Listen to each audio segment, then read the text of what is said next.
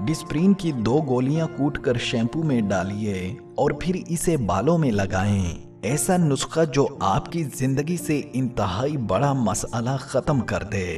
दोस्तों, बालों में खुश्की का पैदा हो जाना एक बहुत बड़ा मसला है और सर्दियों में ये मसला मजीद बढ़ जाता है, जिससे आपके सर में खारिश हो जाती है जो आपके लिए परेशानी का सबब बनती है।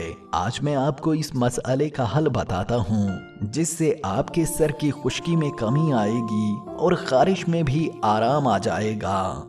नंबर 1, बालों की खुश्की दूर करने के लिए एस्पिरिन बेहतरीन दवा का काम करती है, क्योंकि इसमें सैलिसिलिक एसिड पाया जाता है।